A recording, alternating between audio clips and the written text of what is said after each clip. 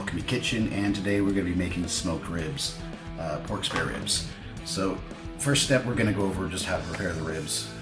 Next step is going to be to season them with a rub, and I'm going to do a couple separate videos I'll link below on a recipe for one of the rubs I make, as well as how to make your own barbecue sauce, or you can just buy it. You know, homemade is always better in my opinion if you make it right. So got a couple slabs of ribs. Go ahead and open them up.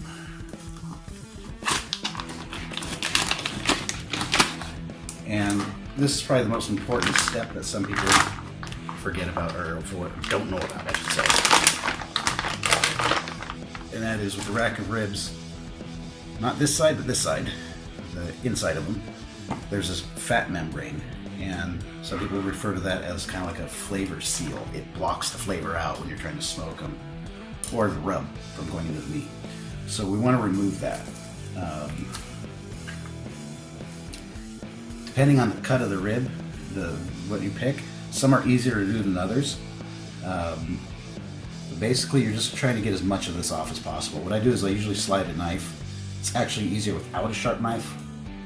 Right along one of the rib bones, under the skin, under that membrane, just to get it started and start to peel it up. And if you're lucky, sometimes it'll come off really easily. Sometimes you gotta do this on a few spots and get as much off as possible. It's gonna be kind of slippery, so if it's too hard to grip, if you use a piece of kitchen paper, paper towel, napkin, whatever, it helps you get a grip on it. And we're just gonna work this, as much of this as possible, we're gonna get off.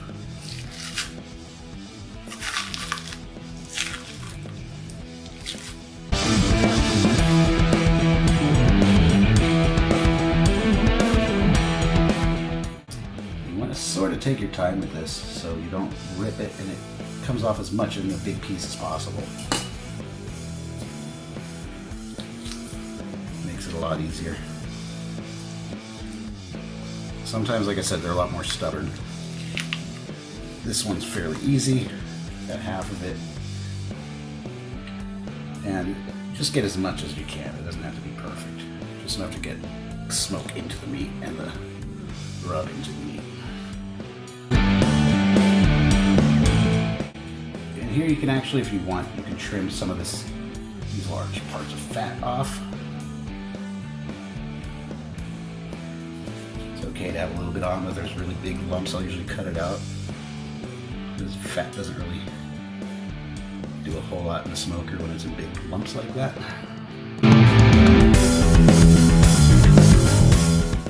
And since this is hasn't been marinated or seasoned yet, this fat you can just throw out.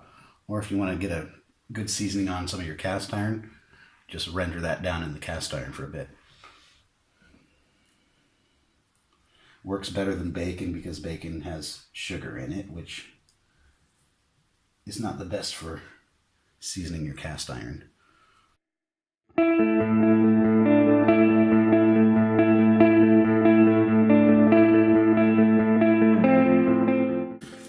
Good. Next step is you're going to take any kind of rub you want to use, dry rub, spread it all over, coat it well.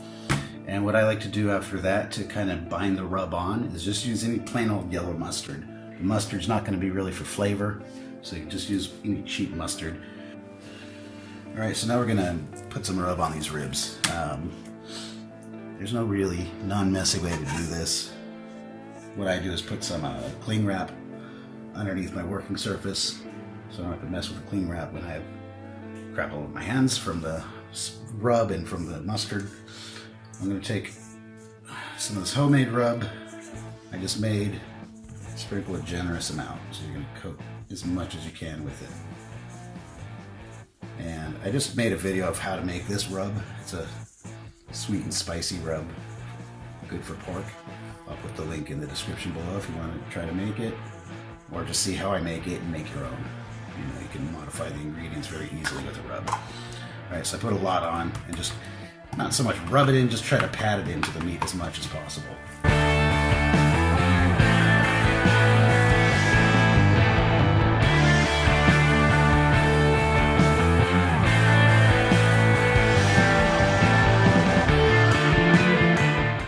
going to put just some cheap old, doesn't have to be fancy mustard, because mustard's not going to do any flavoring.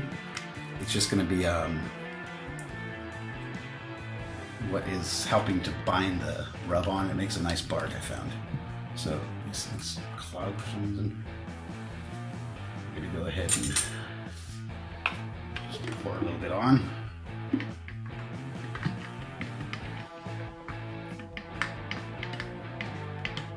And now get our hands nice and messy. Just rub a light coat, doesn't have to be too much, just enough to really just kind of help bind that rub on, like I said.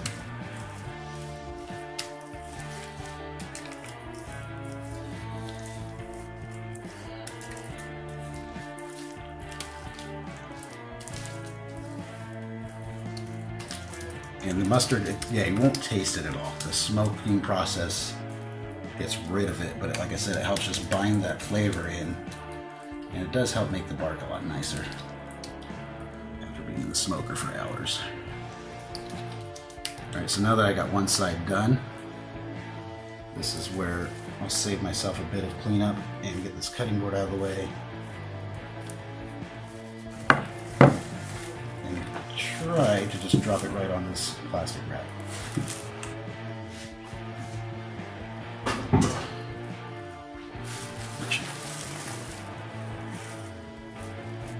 Face down. Alright, now I'm going to repeat. Put more rub and mustard on this side and wrap it up. And I'll do the same thing with a different rub I made for the second rack. So now it's time to get the smoker started for the ribs. I've got some lump charcoal starting. I want to get it lit like halfway through the chimney because I don't want it all to burn too fast. I want to keep it burning slow and low. And I've got some mesquite in a firebox for smokers that I'm going to put the coals right on top of it, right next to it. And then I've got my cold smoke generator with hickory. I'm going to light this up. Check out my video on how to make a cold smoke generator if you want. You don't need a cold smoke generator for this, but I'm trying to just keep the smoke process going long without the wood burning right away. So the ribs are going to go here. Coal's obviously going to go in the firebox. And I'm going to put this cold smoke generator after I light it just directly under this grate here. So it's not too close to the fire. It's smoldering and it's going to get a lot of smoke into the ribs. So I'll give these coals a few more minutes to get started, and meanwhile light up this cold smoke generator. It's been on the smoker for about 20 minutes now. I've got the coals just starting, I don't want to start off too hot. I'm going to gently warm it up, and you see that smoker box is starting to do its thing. The cold smoke generator is also working, and these can take anywhere from about 6 to 8 hours. I'm not using an electric smoker, as you can see, so it's not an exact science. It's going to depend on your smoker and how you set up the vents, how much fuel you put in there. I like to keep it pretty low at first, and I gradually keep bringing the heat up over the last, after about 6 hours, I'll start trying to bring it to temperature. And you just got to kind of check it with a thermometer and see where it's at. So now I want to go over some important information, temperatures, etc. for smoking. We're doing pork ribs, so 145 degrees Fahrenheit, which is 63 Celsius, is the safe temperature, the internal temperature for pork. For ribs, though, you want to go higher. If you just put them to 145, they're going to be very tough and not very good at all.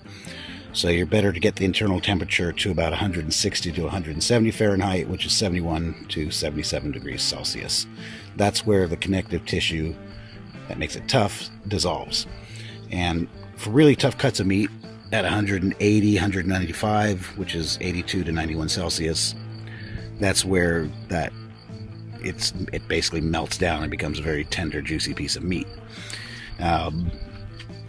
So one method of doing this, it depends on your smoker. If you're using a wood fire smoker or for coals, you want to experiment with your vents. Generally, the more open the vent is, the more airflow goes in to the firebox and the hotter it's going to be.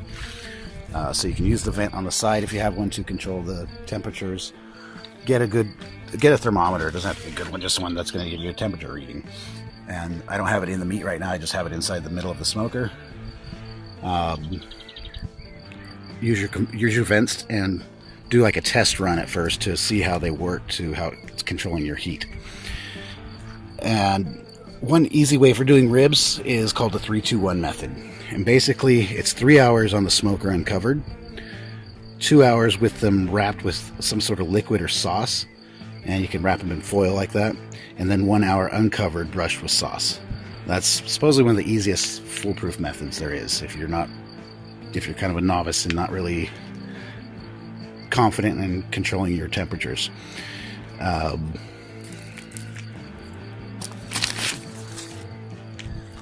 Ideally, if you can get the temperature between 225 to 230, that's good to smoke at, which is 107 to 110 Celsius. You don't want to go over 240 degrees, which is 116 Celsius, and not under 220 Fahrenheit, which is 104 degrees Celsius. You want to try to keep it between that range. You can get these thermometers with a remote control that you can set an alarm for a low temperature or a high temperature, and those are really convenient. I'll put a link in the description below where you can get one. And the best thing is just keep an eye on it, you know. Not sure if I'll do the 3-2-1 method today because I have to leave. These have been on for almost 3 hours, and I'm gonna have to go drop my car off to a mechanic. So it might be the safe way to do it, actually. I might just wrap them in foil after I put some barbecue sauce on them and then come back to them. I should have enough time, so perhaps I'll give that way a try. Usually I just leave them on, and towards the end I start brushing them with a mop. With you can make one out of like apple juice and apple cider vinegar and throw some of your barbecue rub in there, or barbecue sauce. Either way works. That's where towards the end, I just, as I'm bringing the temperature up more and more, I'm gonna try to keep the meat moist, basically. So these still have, I think, about an hour to go.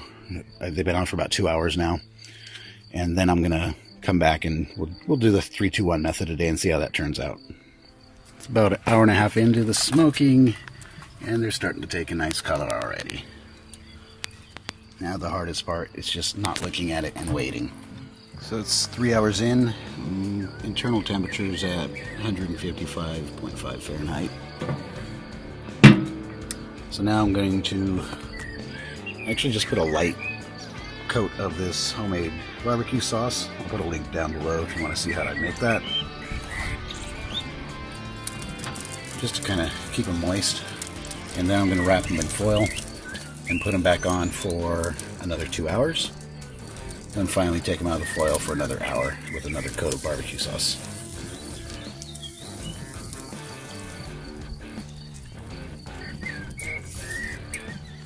So 2 hours passed since I wrapped them in foil. Time to unwrap them, put some more barbecue sauce on, and give them about another hour on the smoker. So far, looking really good.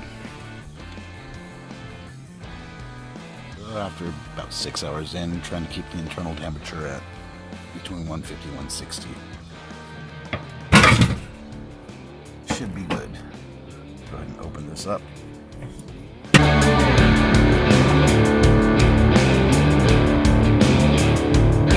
Okay, so after I pull them off the fire, I put them under foil for a little bit. The temperature will go up a little bit afterwards. So we'll take a rack and cut into it. That smells good.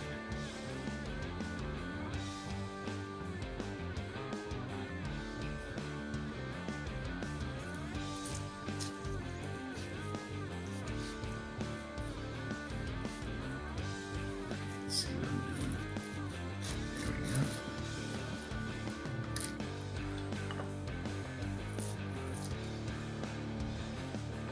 Looks good, nice spoke ring. So we'll cut these up and serve it up and see how they taste. So she'll be doing the taste test.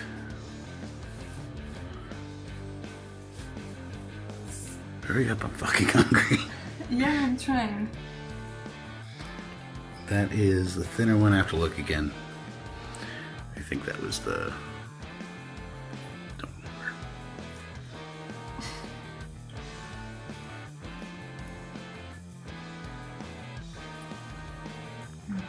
They're not super tender, like falling off the bone, but that's that 3-2-1 method, which is pretty quick for 6 hours. Crispy. That's good. Yeah, that's the end, yeah. The flavor of it. Bark.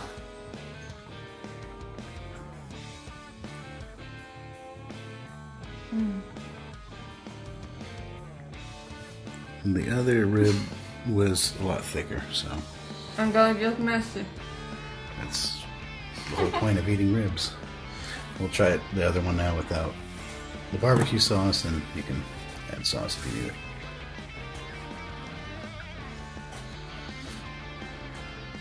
It's a good time to wear a white shirt. I know, right?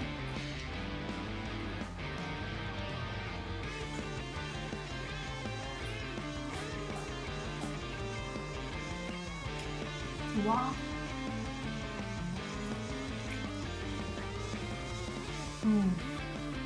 Which one's better?